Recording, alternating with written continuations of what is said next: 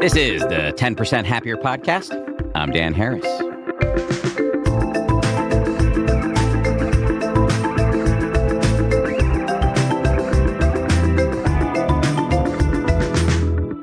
Hello, everybody. How we doing?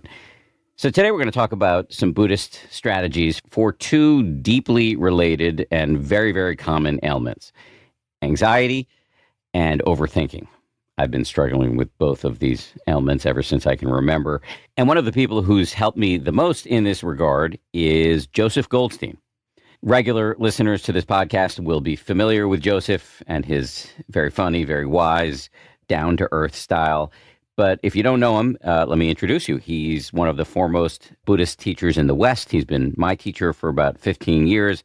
And I recently convinced him to write a book with me using a collection of these little teaching phrases that he's cooked up over the years. These are pithy, often very funny phrases that Joseph uses while he's teaching people to meditate and to incorporate aspects of the Dharma or Buddhism into their lives. I have put together a list of about 100 of these useful phrases, which are really just bite-sized wisdom for your meditation practice and for your daily life. The book we're writing won't be coming out for several years, but I'm in the middle of conducting a series of interviews with Joseph, each one of them covering just a few of the phrases, and we will be releasing the interviews right here on the podcast in the long run-up to the eventual who knows when publication of the book. The first installment in this series of interviews with Joseph about his phrases came out just a few days ago on Thursday, January 1st. If you didn't get a chance to listen to that, no big deal. This episode will still make sense, but if you're curious, you can definitely go back and listen. It's worth doing so. Today, we'll be covering the following phrases: the practice assessment tapes, whatever works, cowboy dharma, dead end, is this useful? And then a quartet of phrases that you can use in your walking meditation. Don't worry if these phrases don't make sense right now. Stick with us, and you'll get a thorough explanation coming up. Speaking of Joseph, he will be leading our free 7-day New Year's meditation challenge, which starts tomorrow. If you want to sign up, just download my new app, which is called 10% with Dan Harris. You can get it at danharris.com or wherever you get your apps. When you download the app, you'll get a free 30-day trial, and that free trial will cover the 7-day New Year's meditation challenge. So it's a kind of try before you buy situation. The challenge is incredible. Joseph gives a kind of master class and on-ramp to Buddhist meditation, which is good for both beginners and experienced meditators. I was in the room with Joseph as he recorded the sessions, and I got a ton out of it. In fact, I will be doing the challenge alongside all of you, and then we'll be doing some live Q&A sessions throughout the course of the 7 days, so you can ask questions of me. Okay, so head on over to danharris.com, download the app, or you can get it wherever you get your apps. And we will be back with Joseph Goldstein right after this. The best B2B marketing often gets wasted on the wrong people. I can't tell you how often I'm scrolling and I get served ads for stuff I have no interest in. So when you want to reach the right professionals, use LinkedIn ads. LinkedIn has grown to a network of over 1 billion professionals, including 130 million decision makers. And that's where it stands apart from other ad buys. You can target your buyers by job title, industry, company, role, seniority, skills, company revenue, so you can stop wasting budget on the wrong audience. It's why LinkedIn ads generates the highest B2B return on ad spend of all major ad networks. Seriously, all of them. Spend $250 on your first campaign on LinkedIn ads and get a $250 credit for the next one. Just go to linkedin.com/happier. That's linkedin.com/happier. Terms and conditions apply.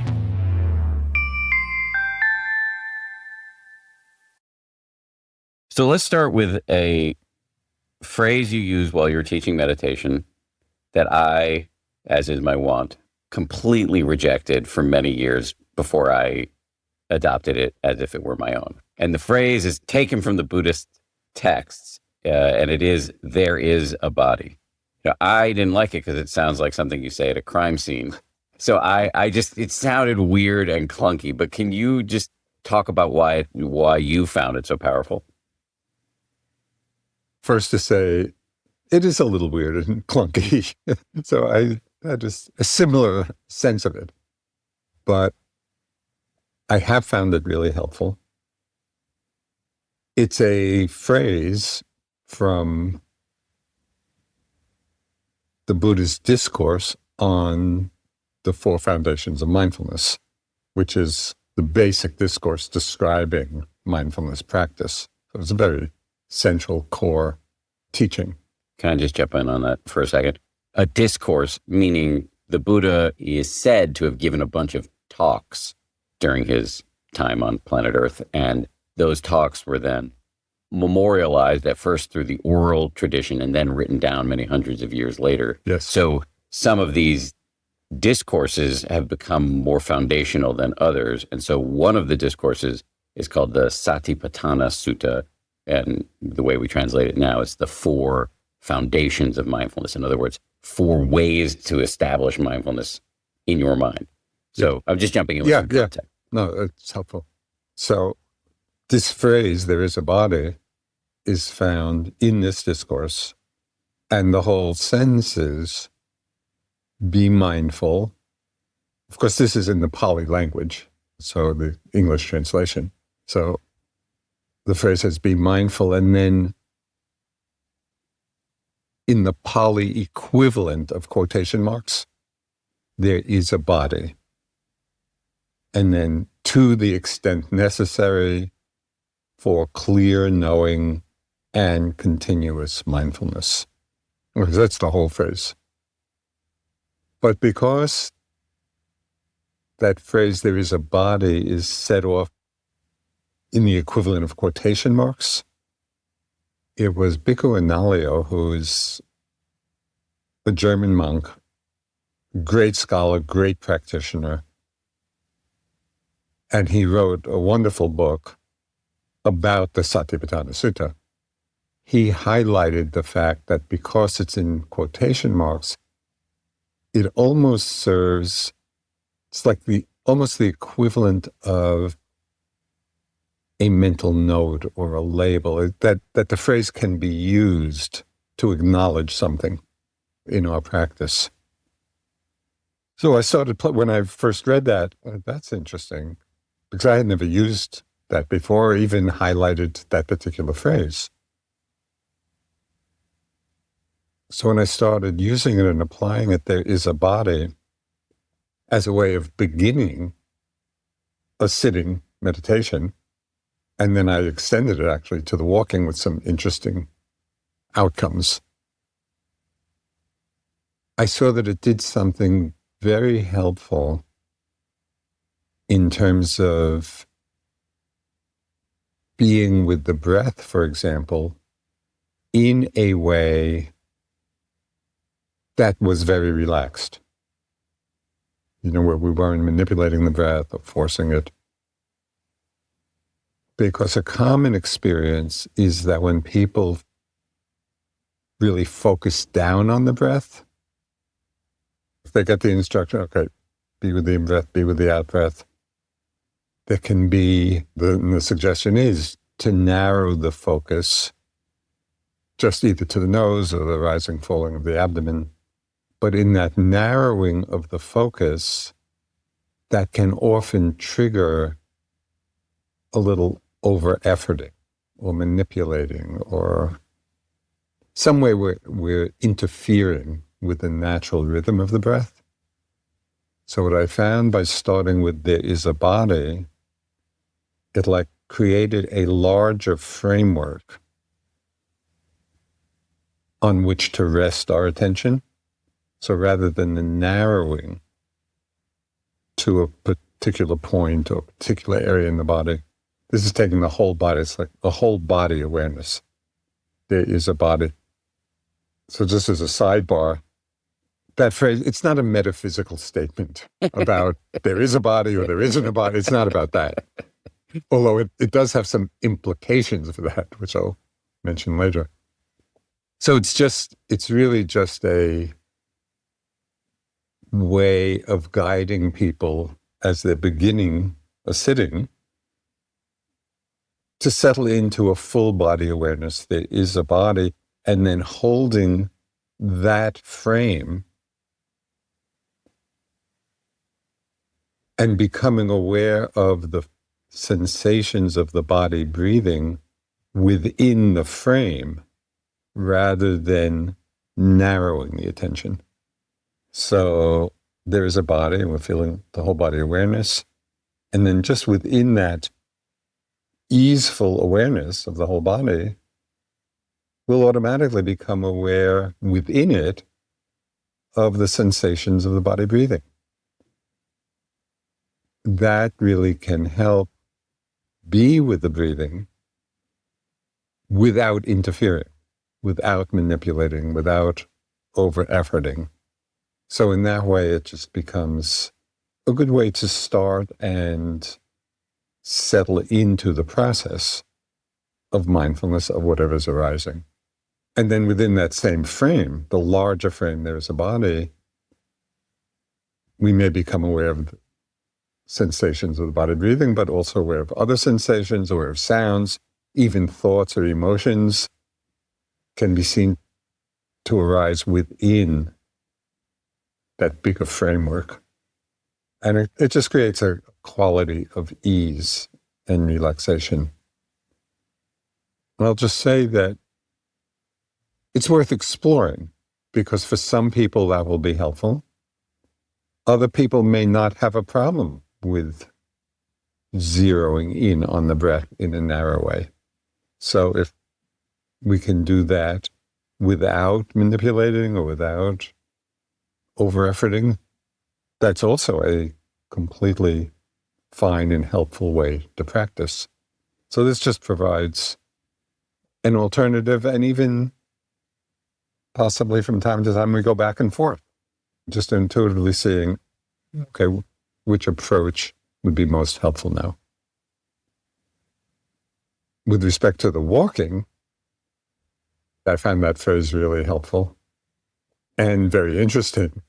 So I would be walking and then just use the phrase, there is a body, so that instead of zeroing in or narrowing the attention to the sensations in the foot or leg, there's just a whole body awareness moving through space. Now, quite ironically, using the phrase, there is a body in walking in that way, revealed that there is no body, because the felt experience in that, it's just sensations in space. That was the feeling of walking with that frame. You know, we're just saying whole body awareness, there's a body, and then walking, and then being with the experience.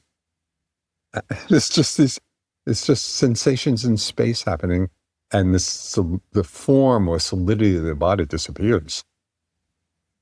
So it's kind of interesting. We're using the phrase, there is a body, to see there is no body, in the way we think of body as being solid or fixed. There is no body and there's nobody. But yeah, you're pointing to both, which is a deep question.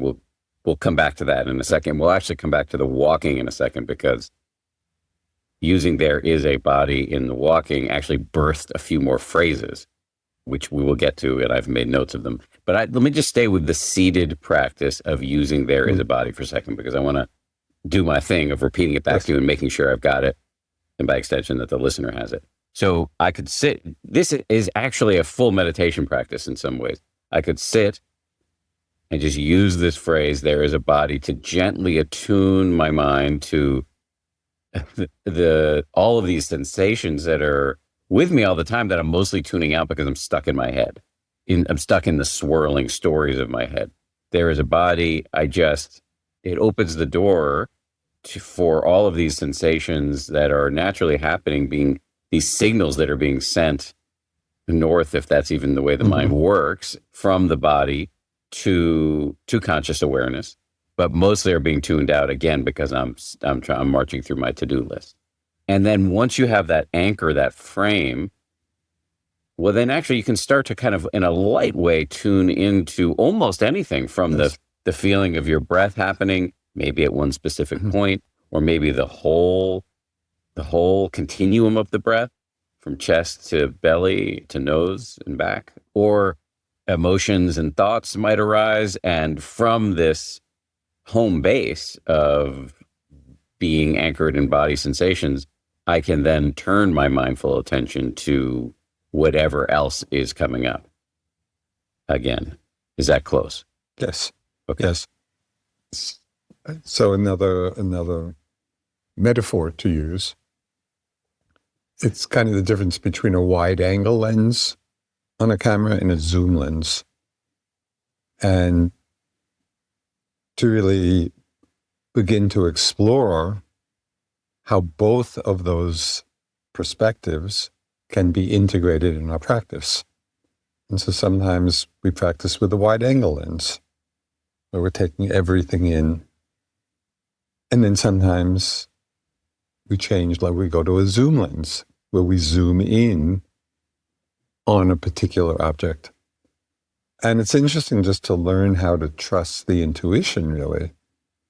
If we're in a wide angle lens, and then the mind just begins spacing out and wandering a lot, maybe a little zoom lens activity would be helpful. If we're on zoom lens and we're getting a little tight about it, so then switch to wide angle lens.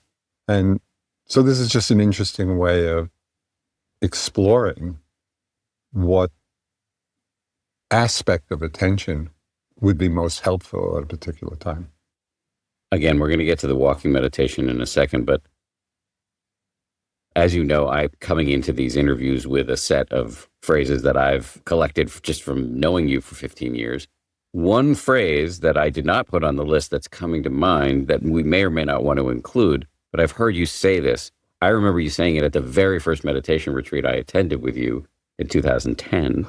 Just play. You were giving me and others, I think I was in a small group meeting with you, with a bunch of other yogis or meditators, and you were saying, look, you weren't, I don't remember exactly what you were saying, but let's say you were talking about zooming in or having a wide angle lens. And the instruction was just play with it and see. You don't have to get too uptight about it. Just play with it. See how it goes. Does that resonate with you as a possible phrase? Yeah, yes, I think it's really important. And it's really just an expression of the words that one could use to mean the same thing. And maybe people respond to particular words and not others, but to play with it, to explore, to investigate. Mm-hmm. So all of those, it's really saying the same. Don't be afraid to explore, because I think this is how we learn in terms of understanding the many, many nuances of practice. We see what works for us, what doesn't, what works at a particular time, and maybe it works well for a while and then it stops working. So this sense of exploration or play, I've just found really helpful for me. And it's possible that other people or some people might not find it helpful. And it's possible that instruction might just create confusion. Well, play, how do I do that? And I don't quite understand that. So for some people, it may be that very specific instructions, do this. Yes. Do this. Yes. For some people, that might be really helpful. So I just want to say that there are lots of different skillful means. And the Buddha was, known for his ability to give teachings that addressed the specific needs of the person he was talking to. And I like that understanding, so that we don't get fixed that there's only one approach. There are many different approaches depending on our own particular conditioning and what's helpful at a particular time. Yes. Because what might be helpful at one point, maybe something else would be really helpful later on. So this spirit of dogmatic non-dogmatism right. is really reflected in a phrase that you actually used in that answer, but that is worth highlighting, which is whatever works. Yes, that has become one of my favorite mantras. because we sometimes don't know exactly what will work, but in the course of our practice, this seems to address what's happening right now. And this, what I'm about to say, might be a little controversial. In my long experience in practice and with different teachers, sometimes I would hear teachers give a very specific instruction, and for where I was at the time, it just didn't work. But the teacher said to do this. And so given my personality, I went with whatever works. And I think generally it seems like good advice if it's not working.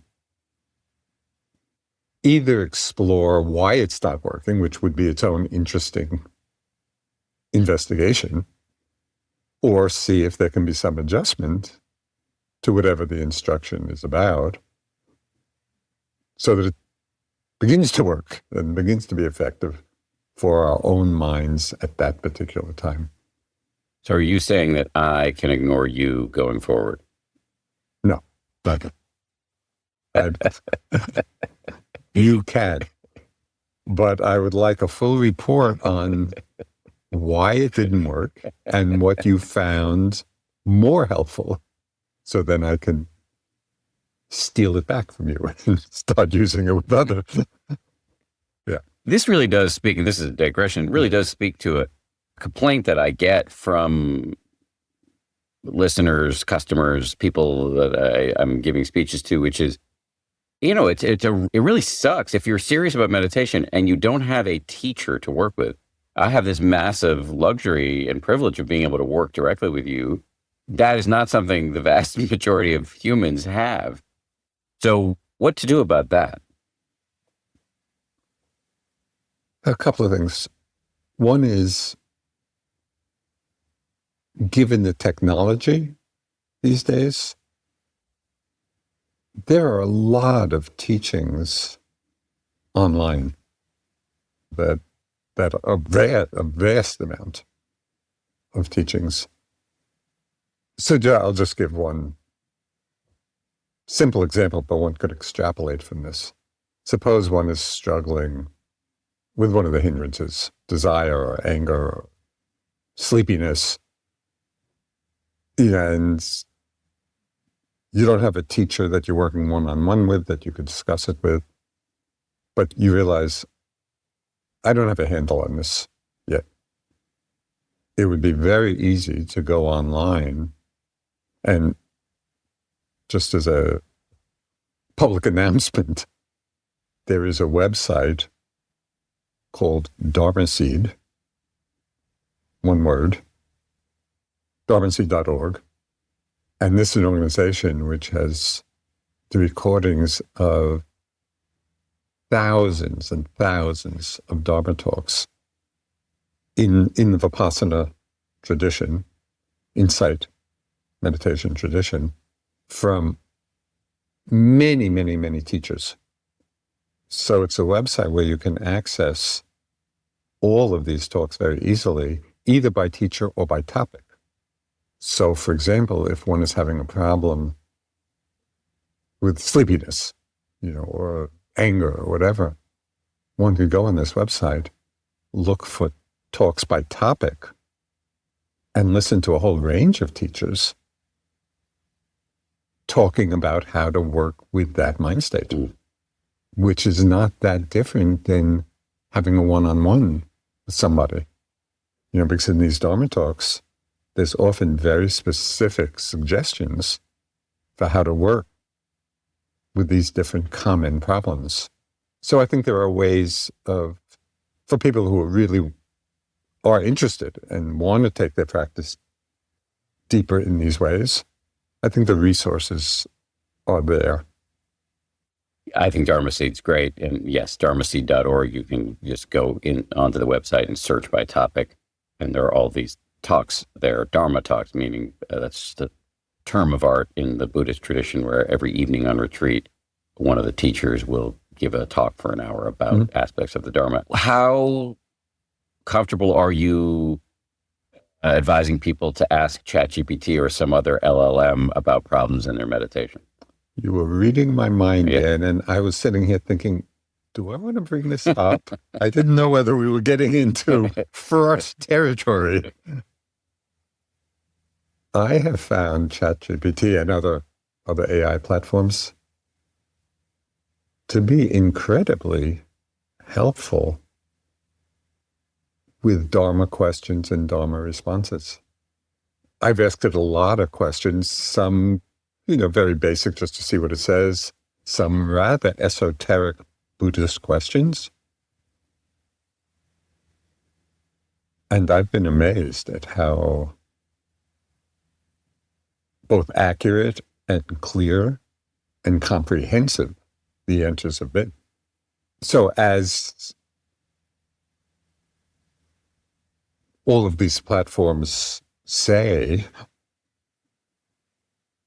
the answers can sometimes not be correct. You should check it or in some way assess what it's saying. So just to have that in the background of one's mind. And so there could be an interesting interplay between getting a response from ChatGPT and maybe listening to a few Dharma talks on the same topic, or reading, about it. But my experience so far has been that it's pretty good and quite amazing. Okay, thank you for humoring me during that digression. Yeah. Okay, so let's go back to walking meditation. You, at the beginning of this episode, talked about how you started using the phrase we started with here, which is there is a body. You started using it in your walking meditation, and I noted that there were a bunch of phrases that seem to have emerged from that experience. I'm going to list a few of them to you, and we can take whatever ones or all of them if you want. You kind of said one of them earlier, which is sensations moving through space. But then there was also walking through space and walking through the mind. You want to attack these? Yeah. So this was, in a way, an offshoot of there is a body. When those phrases came to mind, I wasn't particularly linking it to there is a body, but they are related. So I was on self-retreat, just doing walking meditation and playing, as I am wont to do, probably to excess. So I must say that one does want to keep an eye out for when we're just really entertaining ourselves. So I was doing walking meditation. And for whatever reason, I'm not even sure why it arose, I just started feeling the whole body moving through space. And so the phrase was, just walking through space. And then that actually became a little meditative instruction. So sometimes in my walking meditation, I'll just intentionally frame, just walking through space. So what that does, similar to there is a body, but even a larger wide-angle lens, is making space, just the visual space, that we always have, making that the holding framework rather than just the whole body being the whole framework. So it's walking aware of the space through which we're walking. And so once it's set up, it's not that one has to continually be thinking about this. As soon as you have that set up in the mind and play a little bit just to get the felt experience of it, just it becoming the space in which the walking is happening, it's really interesting. It's just a different experience of walking with less identification with the body as being of us being constrained within the limits of our bodily form. I don't know if that makes sense, but I don't know, because awareness can actually be aware of the space as well as of the body. So walking through space just gives us a whole different perspective. So that was one phrase. So what you're asking us to do with walking through space is we may have a sense of self that we have consciously or subconsciously lodged in the body.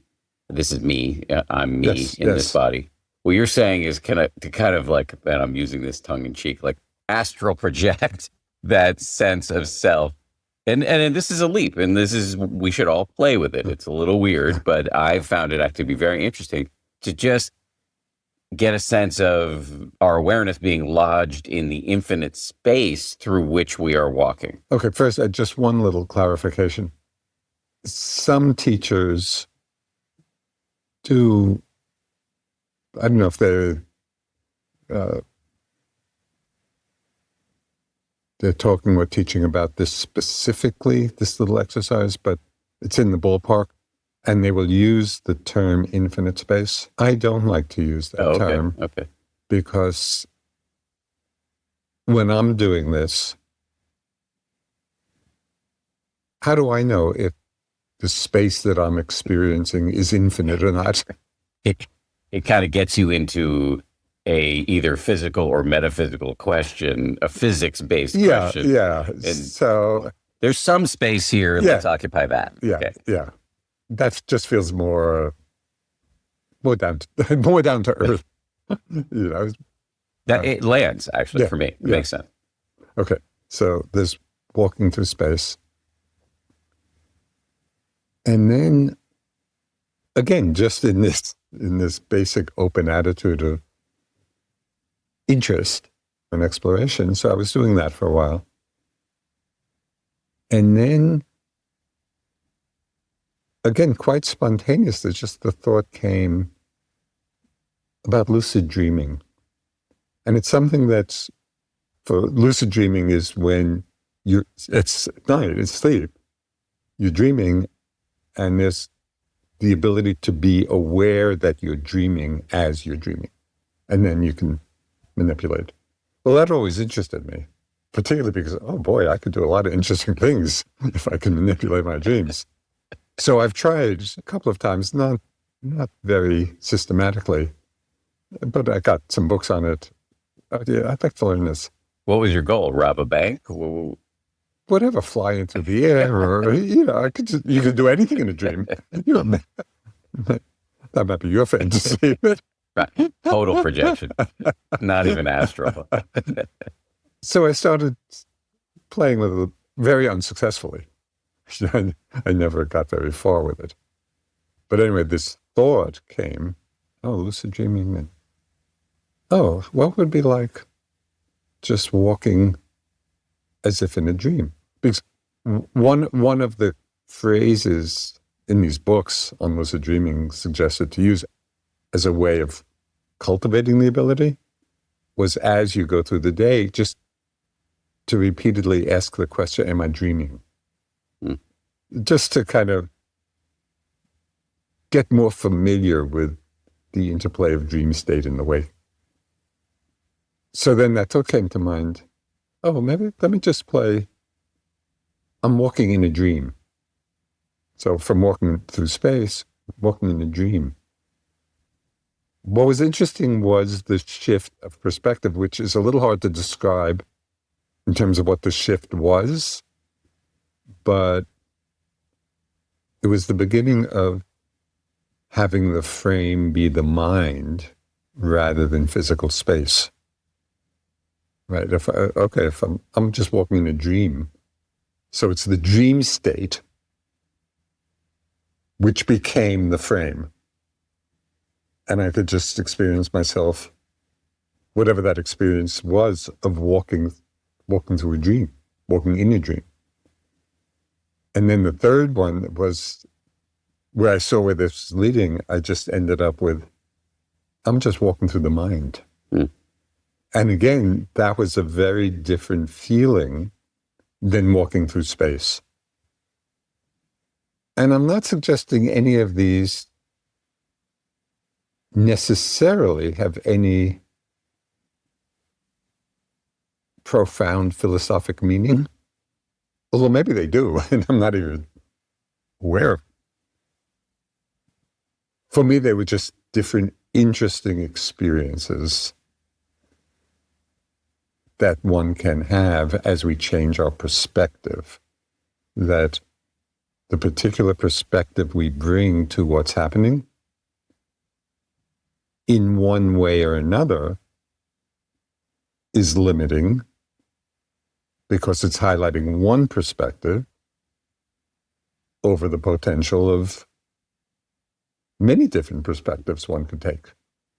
So just by playing in this way, it shows that our usual perception, for example, of the body, our usual perception, which, as you said, often it's our most basic identification. Yeah, this is who I am.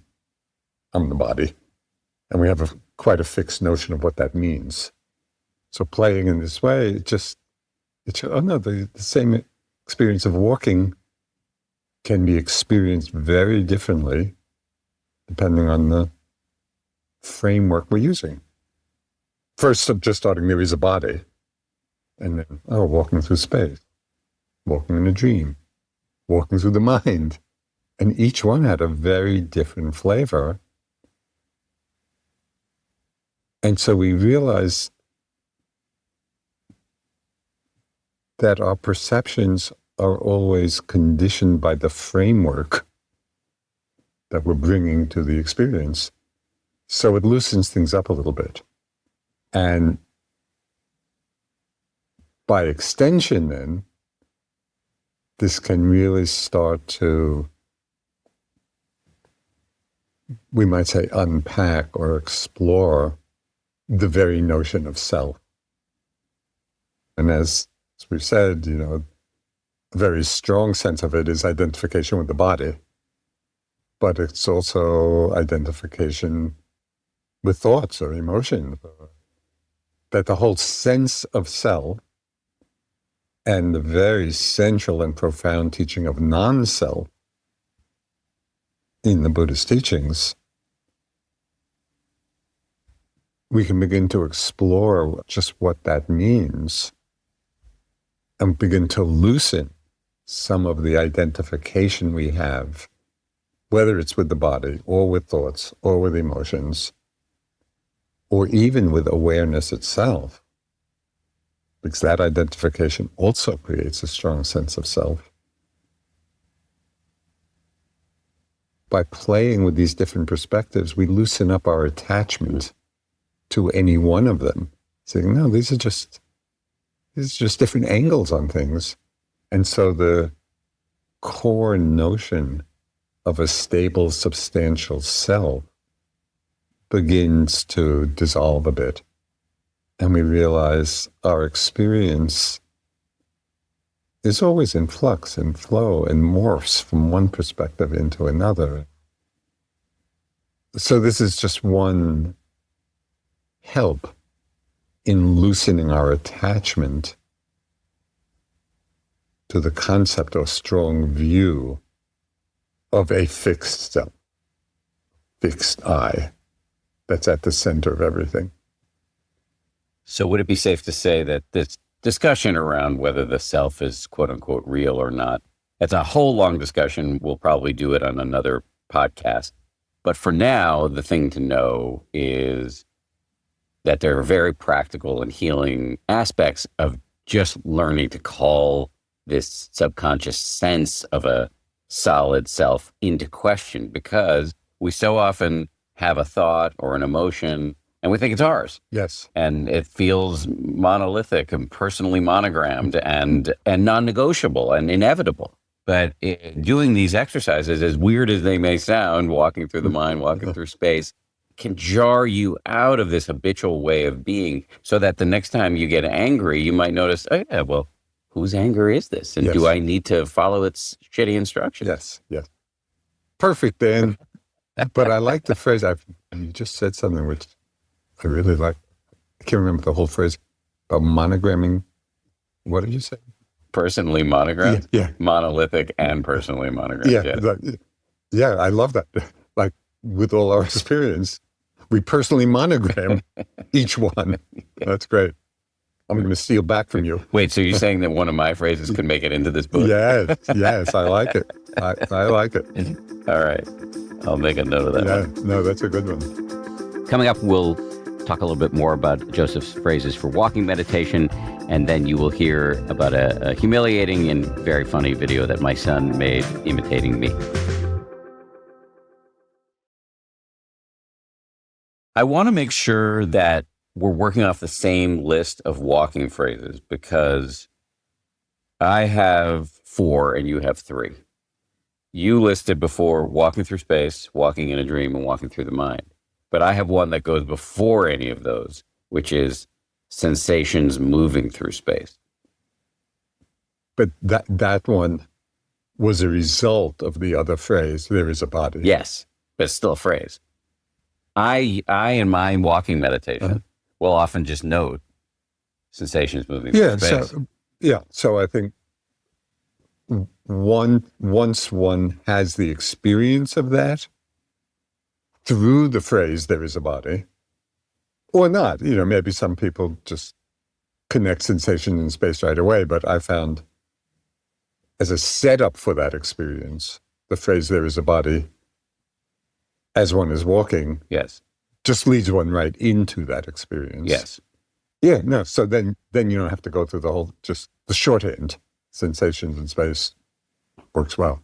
You think that's a shorthand for the other, for there is a body? It's a shorthand.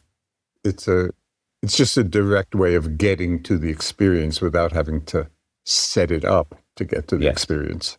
I mean, everybody's mind is different, and we talked about this earlier with whatever works. Everybody's mind is different, and it's totally fine, listener, for one or many of these instructions not to land for you right now. Consider it a seed planted that may flower in unusual and interesting and helpful ways later. But so every meditator is, and every mind is different, and and they're all constantly changing. But for me, sensations moving through space puts the sense of a self through a cheese grater. Yes. It's like, yes, I feel like I'm Dan walking, as a side note. One of the most humiliating videos that my wife ever sent me is of our son when he was 4, marching around the apartment saying, "I'm important, Dan." And I just felt very seen, and not in a good way. And so, but often as I'm walking around, I'm important, and it's me. Yes. Sensations moving through space. Yes, there's no one there. Yeah, exactly. Yes. And so I find that a nice setup for then the cascade of walking through space, walking in a dream, walking through a mind. Yes. And again, I just want to say to the listener, and I think you would co-sign on this, when I first heard of these sort of walking through space, walking through the mind, walking in a dream, I didn't know what to do. Many of your ideas I reflexively rejected for years. And then I finally started doing them. So I just want to say to you, whoever is listening right now, to you specifically, it's all good. Just take it in and see what happens. Yes. And I keep hanging in there with you, even though you're rejecting these pearls of wisdom. Yes. I know, it's profane. Yeah. I just want one little please footnote too. I should want to say that those 3, walking through space, the mind, one is not going to find those instructions in Buddhist texts. These are my own just creative play, which I found helpful. Yeah. So just a kind of disclaimer there.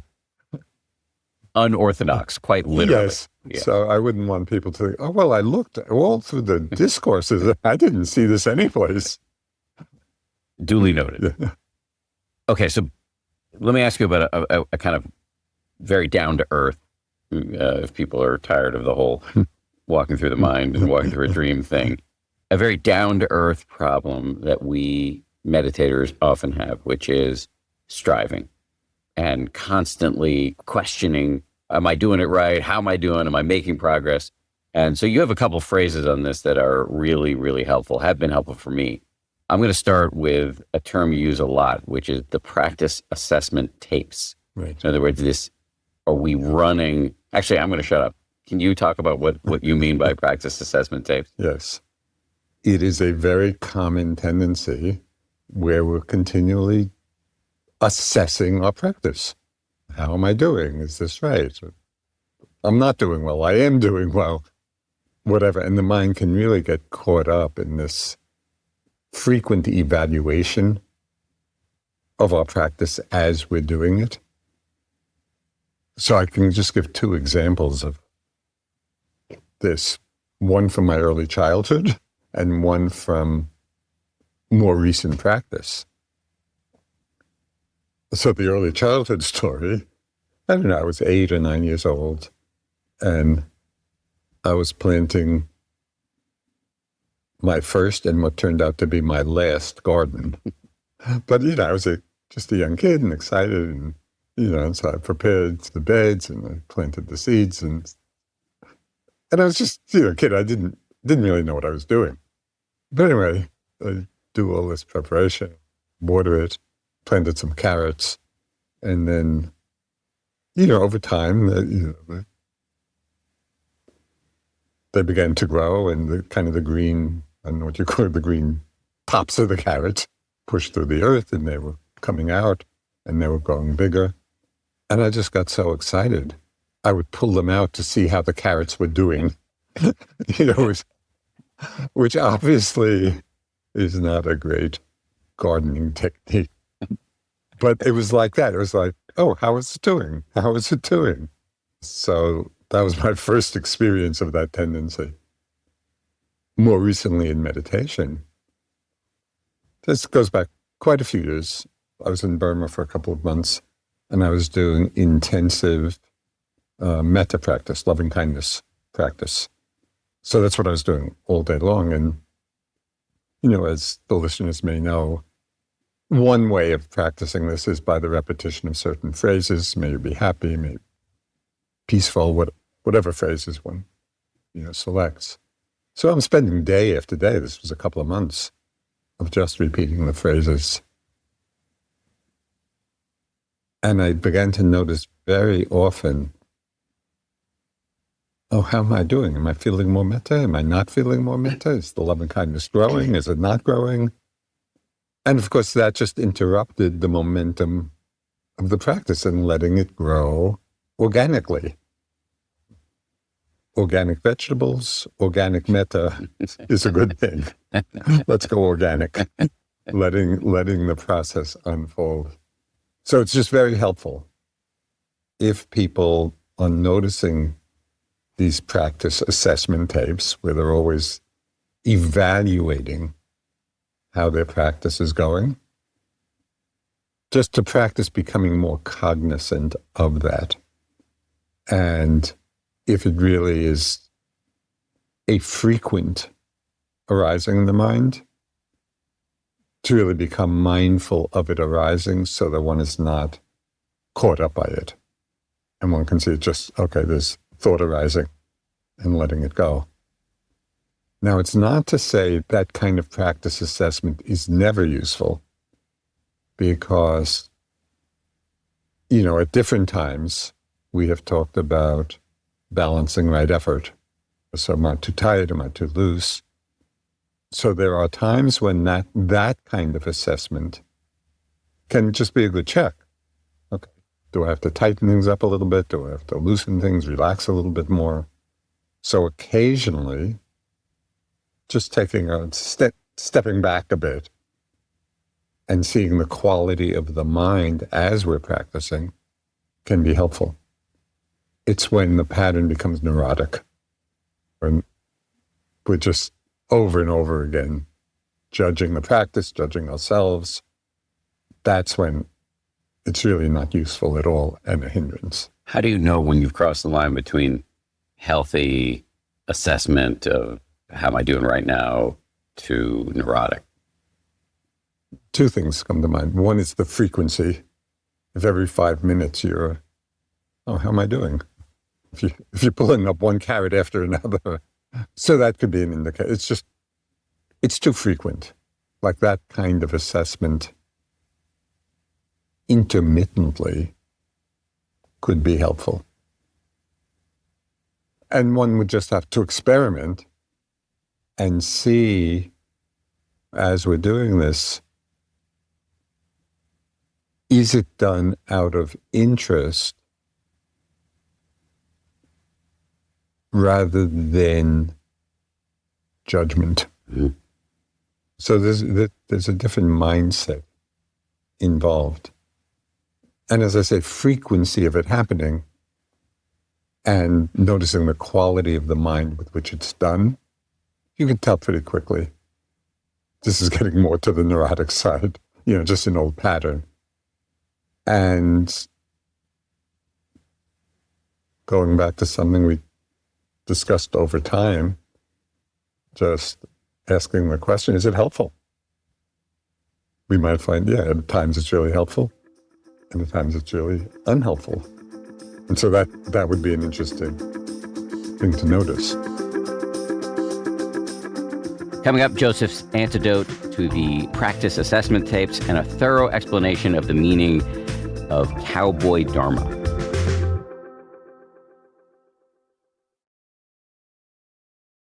Okay, well, now you've just brought us to another phrase. The first time I heard you use this phrase, actually, you used a slightly different word. I'll tell the story.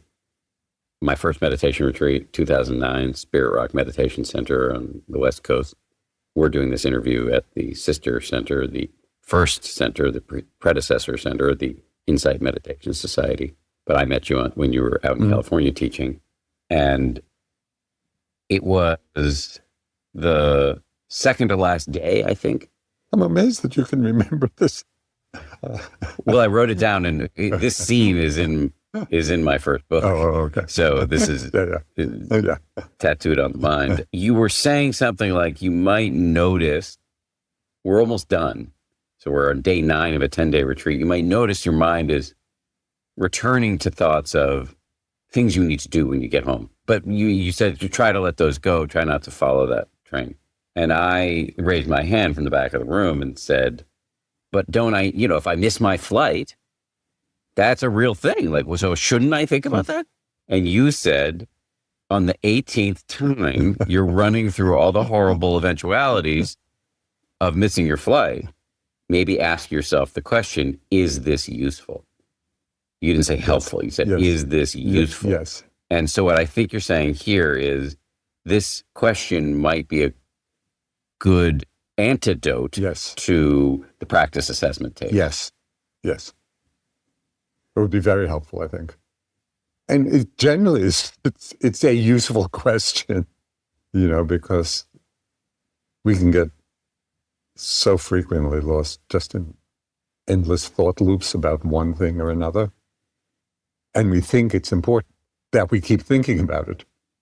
But at a certain point,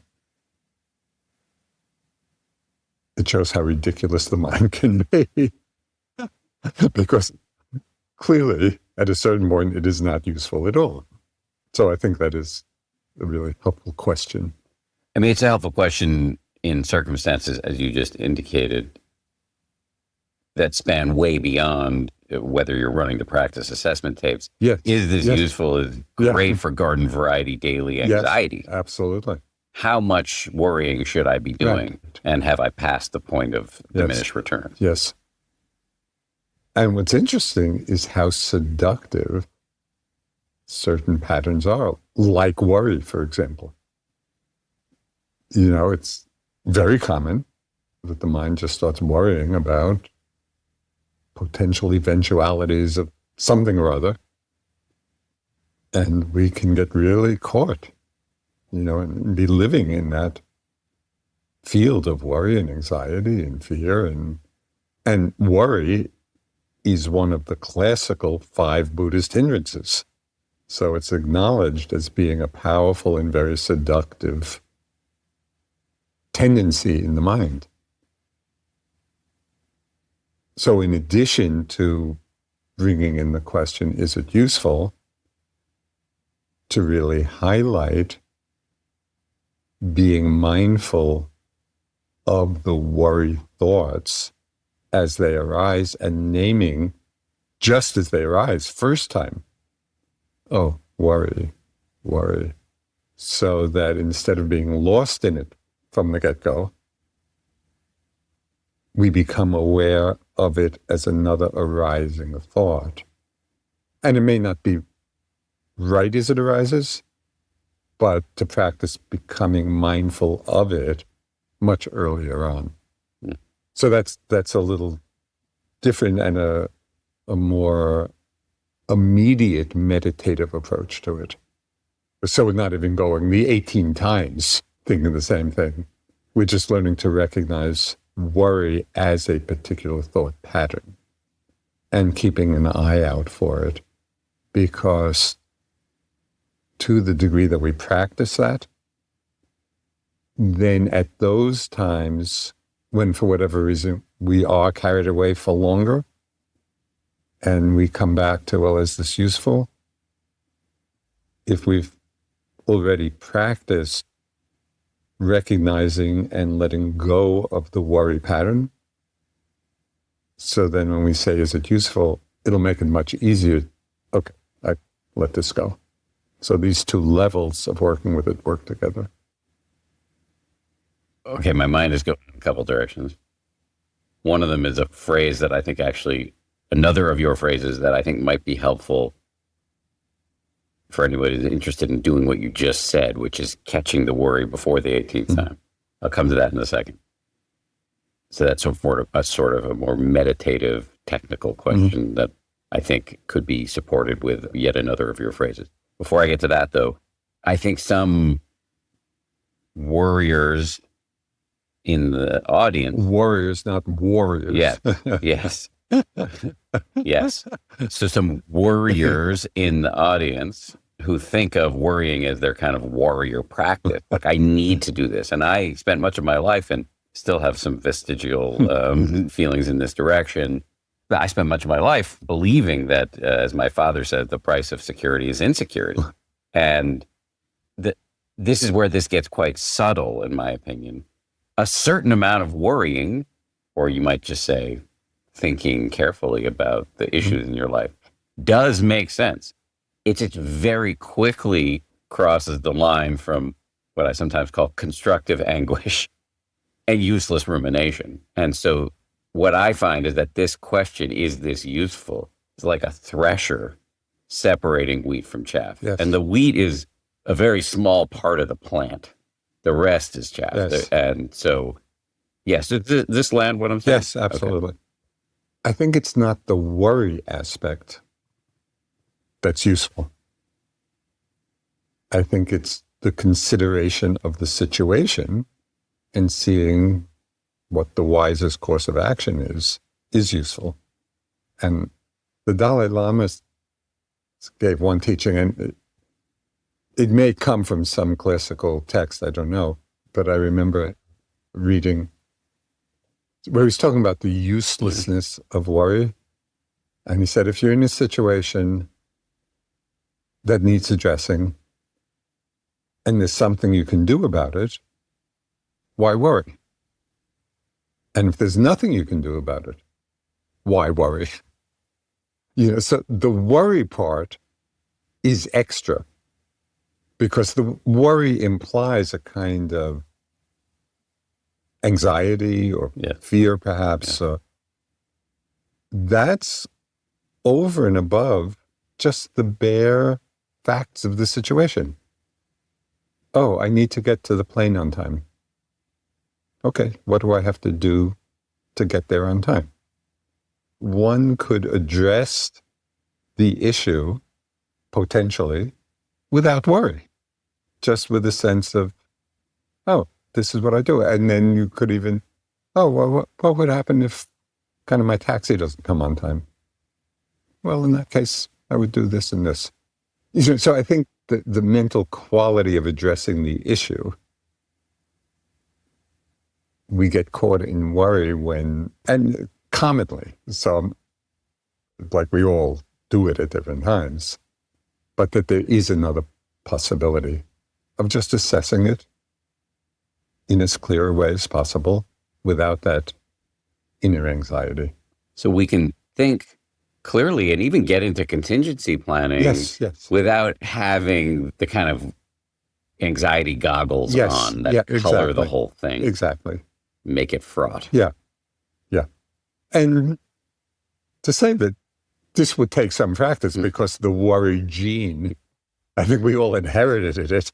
And so it's in there and common.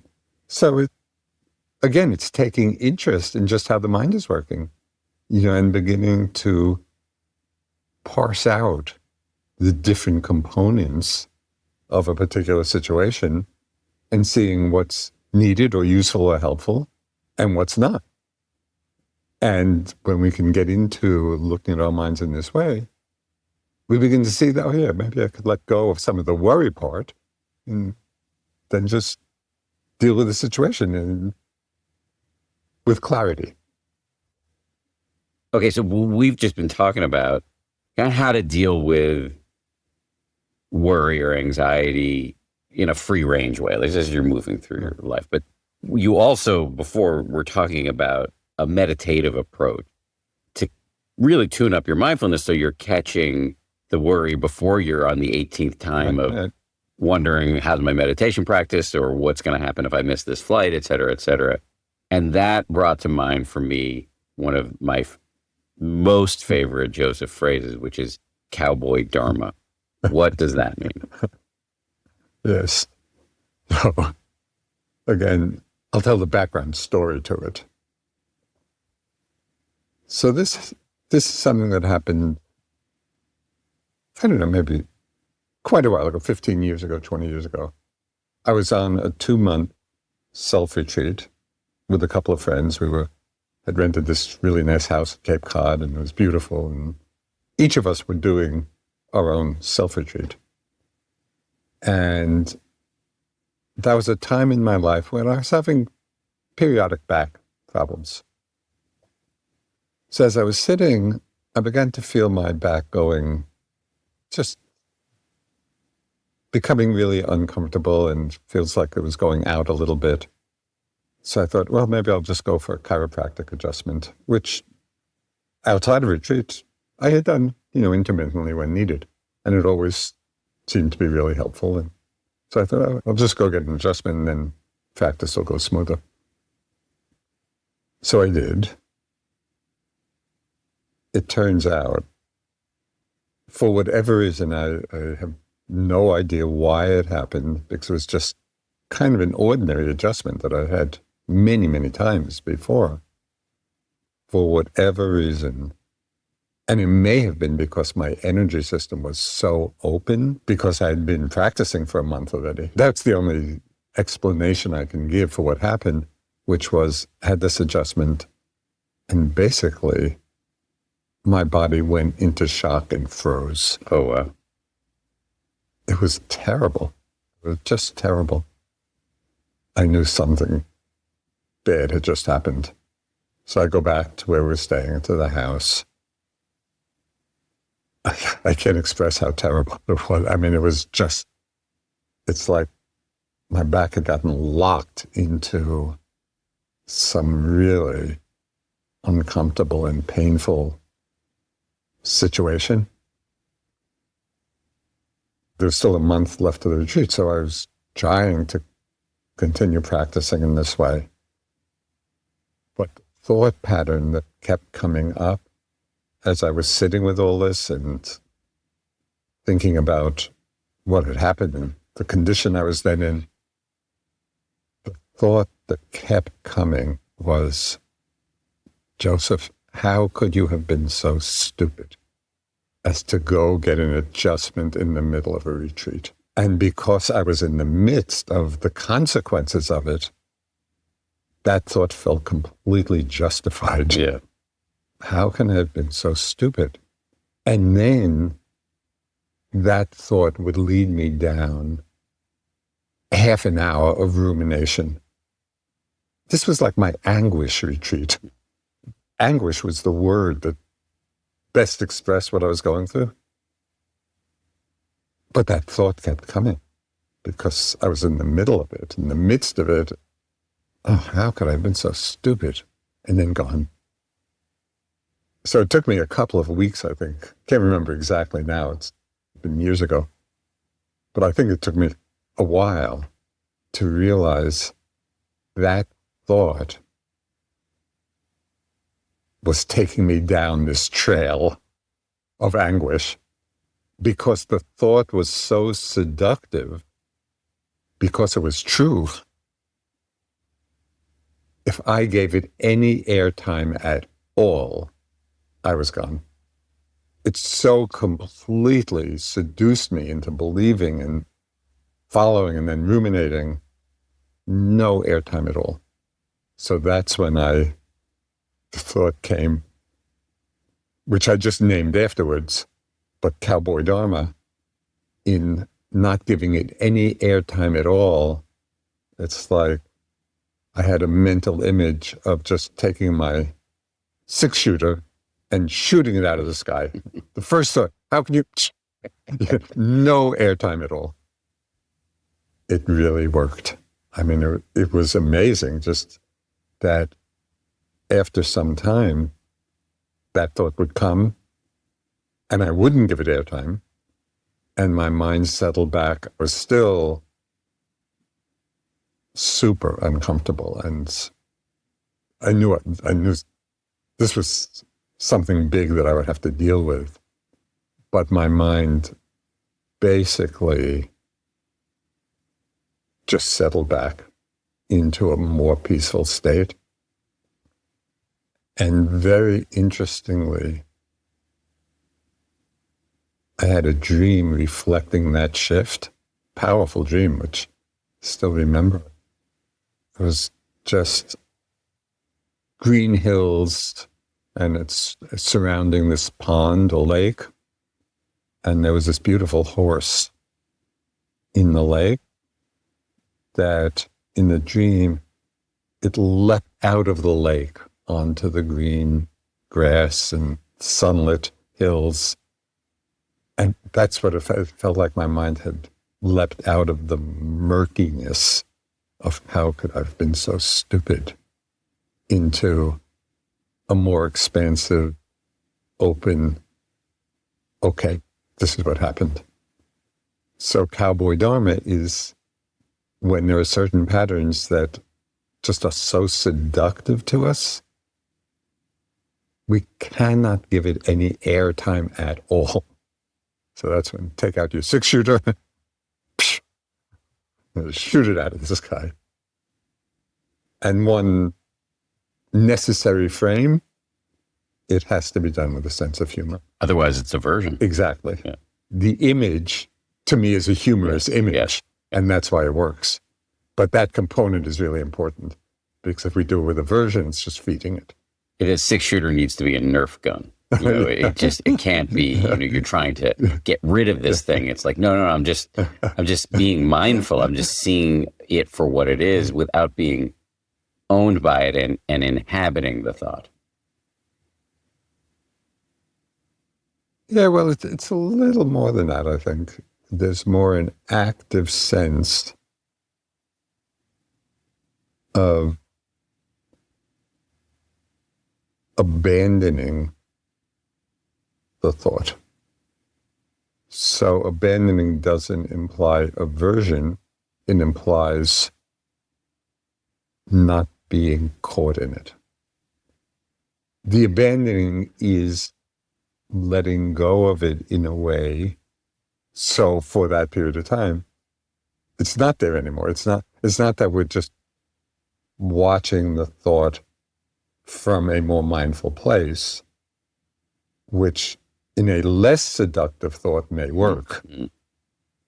But when it has that much of a hook, you really have to dissolve it in some way, or abandon it in some way, or have it disappear in some way. But it can be done with wisdom rather than aversion. So it's not, I hate you, I have to get rid of you. It's the wisdom mind. Oh, this is so seductive. If I stay caught in this, it's just going to carry me away. So there's that sense of letting it go, or abandoning it in that way. Yeah. The image that comes to mind for me, and this is maybe one generation below you, and for sure every generation below me, like a video game. Yeah, no, exactly. Although I must confess, and it's something that had been on my bucket list for a while, but is no longer. I have never played a video game in my life. Yeah. And I'm 81 years old and I've never played a video game. And I used to think, well, I should just, see what this whole world's about. But I've abandoned that thought. The next time you come stay with us, I know an 11-year-old who's going to want to show you. Okay, well, that could be fun.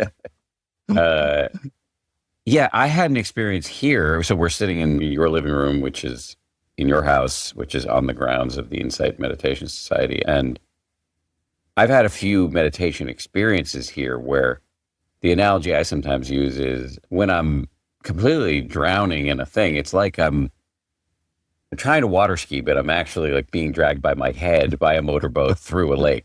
I'm the horse in the lake in this analogy. And then at some point, usually through Cowboy Dharma, at some point I get up on the water skis and it's like, oh, it's this word liberating or freedom is it's a loaded word, but I mean that it's really what it feels like. Yeah. Yes.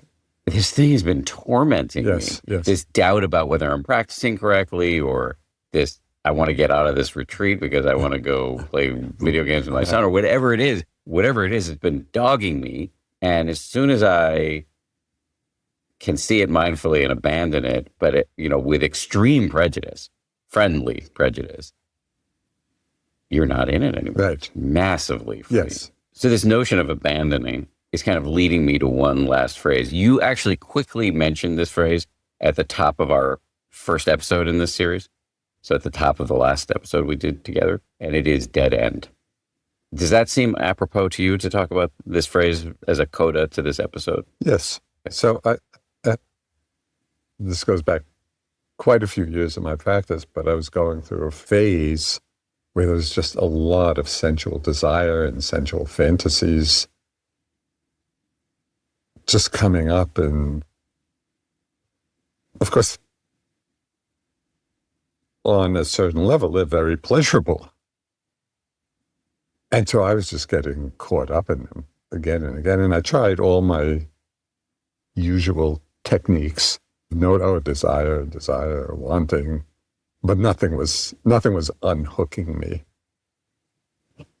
And then at a certain point, when I realized what my mind was doing, if this fantasy or thoughts, images would come up and just take me on this journey for some period of time. It was like walking down a long road. And then I realized the road doesn't go anyplace. It's a dead end because I'll spend all this time in this fantasy. It's not that the fantasy will be actualized. It doesn't go anyplace. It doesn't lead anyplace. And then I just have to come back and pick up my practice again. So I started using the phrase dead end at the front end. So as soon as the desire, the first thought or image or fantasy would arise, as soon as it came, I would say, oh, dead end, which was just a reminder to me that this does not go anyplace. It doesn't lead anywhere. And so it made it much easier to let go of it and then just to stay with my practice, not to be seduced by it. And I've found that dead end can be useful in meditation, but also just in the rest of my life. But just to tell a story that involves you, I went through a protracted business divorce, as you know, and I called you a lot to wine during this period of time. And at one point, you recommended to me, the next time you're thinking about all of this, just dead end. It's a dead end. There's nothing more to think about. You've thought this all the way through 75 times. Dead end. Right. It's a firm but gentle and even a little loving and humorous hand in the air, Yes. as if you're stopping a car that's going to hit a kid or something like that. You're like, no, Right. halt. Yes. So I think it can be incredibly useful. And it points to kind of a larger principle or in practice, so much of meditative language is about yes, acceptance, open, be with, basically saying yes to experience, which is a central part of our practice. We want this quality of allowing, but it's equally helpful to have in one's toolbox a wise no, which is just what you just said. We see something that's coming up that is not useful, it's not going anyplace, and to be able to say, no, I'm not going to do this. That no is as important in our practice as the wise yes. But it's not often talked about. I mean, the Buddha referenced it very much. He talked a lot about abandoning unskillful, unwholesome mind states.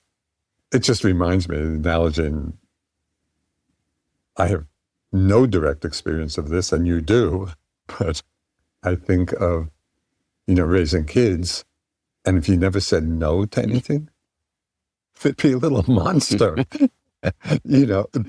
But the no is, you can do the no if one is in the right mood. You can do it without anger, it's a loving no. Yeah. So that's the quality, a loving no. Yeah.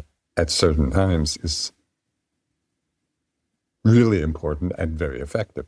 Yeah, there is a school of parenting that you never say no to a kid, but you're just using different language because if the kid's stepping into traffic, you're going to pull them out lovingly, hopefully without any anger. Although my son, he used to really piss me off. Anyway, I'm a bad parent. This has been great. Should we dead end this episode and go have some lunch? Yeah. Thank you. Okay. Thank you to Joseph. Just to say, we recorded these episodes at his home, which is right near the Insight Meditation Society in Barre, Massachusetts.